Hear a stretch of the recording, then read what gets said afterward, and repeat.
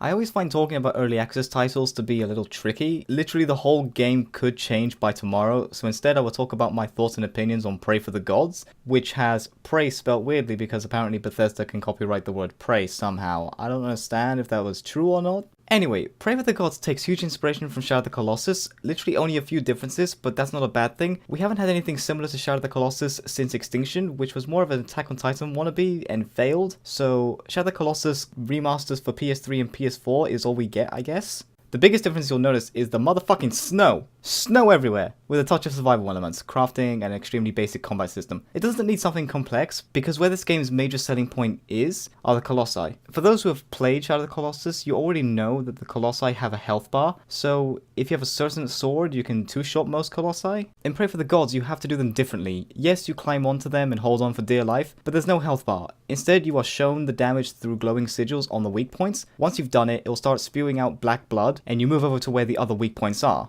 I prefer this, being honest. I love Shadow of the Colossus, but there were times when I felt some of the Colossi were a little too easy, and that was partially because I was able to do more than enough damage to basically skip 2 weak points before it died, making the encounter shorter than it should have been. Praey for the Gods makes you experience everything the Colossi have to offer, and let me tell you, the flying Colossi, quite something. My favorite by far because of how you're supposed to do it. Let's quickly touch on the survival elements because they are key to the game, at least on hard and legendary difficulty, where running out of stamina kills you if you're swimming, and if you get cold, you die instantly. Other than that, it's pretty much smooth sailing. The hunger and sleep bars are more for letting you regain stamina at a quicker rate, and I highly recommend you keep yourself topped up on all those meters because it'll make everything better. Not for the sake of it being easy, but because when you have to wait what feels like an eternity to regain some of your stamina on a boss, where you have to be quick, is quite annoying. I don't know if being on lower difficulties makes the depletion of hunger, sleep, and warmth slower or have a lesser impact, because I didn't even try out the game on anything below hard. I prefer to be that person who says, "Get good, son." There's a way to increase your maximum stamina by collecting relics that are placed in caves or through completing puzzles. I didn't realize the puzzles because I don't want to use my brain to get through a hurdle. I prefer to simply break through that wall with my head after multiple attempts. Maybe Dark Souls has kind of taught me a little too much about that. But in all seriousness, I like this. It's better than having to shoot down lizards with a janky as fuck bow in Shadow of the Colossus. I think it's time I talked about the combat system. I said it was basic, and man is it basic. You know those people you see played something like Devil May Cry and only use the 4-button combo with Rebellion? Well, that's what the melee combat is like. It's 4 attacks with a 5th if you're moving towards an enemy and swing whatever you're holding. You can use a bow if you want, but I'd recommend against it as its reliability depends on if you're cold or not. When aiming, you have a circle. Your arrow will fire somewhere in that circle. If you're warm, it will be dead center. If you're anything but warm, it will hit the outer edges almost all the time.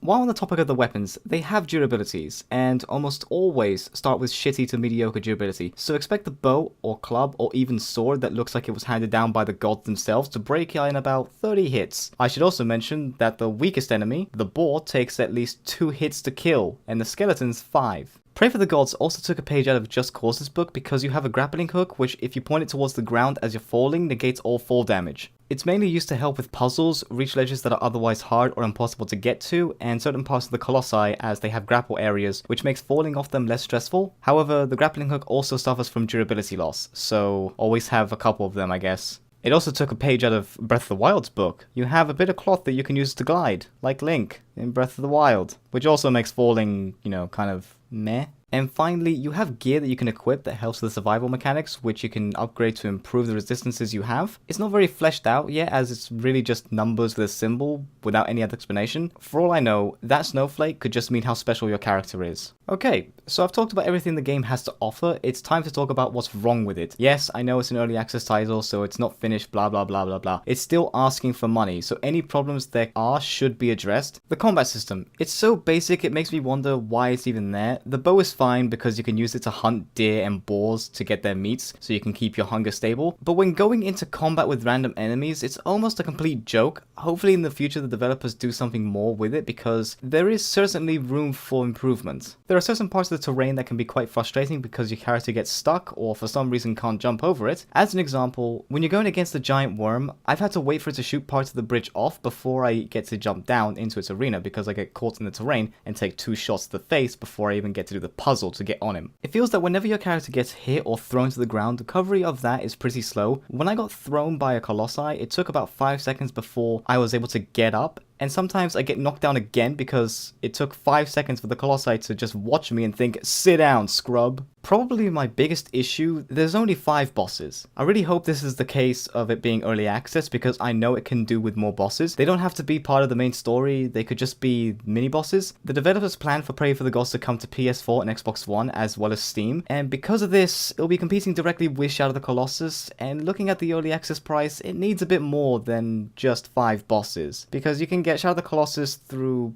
anywhere but the PlayStation Store for around £20 or $25, whereas Praey for the Gods you can only get on Steam or their website at the moment, which is around £20 and $25. So you can kind of see where this is coming from. Plus, Praey for the Gods only has 5 bosses, while Shadow of the Colossus has 12. Or was it 16? I can't remember. I know it had more than 10. These are all things that can be fixed before the full release version, and I really hope they do add more Colossi, otherwise on the PS4, people will simply just say, Shadow of the Colossus has more, because at the moment it does. I'll be making another video once the game has properly released, whenever that is, but from its current state, it's quite a nice game. It has a few issues, but that's to be expected from early access. It's a bit pricey for an early access title in my opinion though, but it offers around 6 to 8 hours of content if you're looking to get all the relics and explore the world.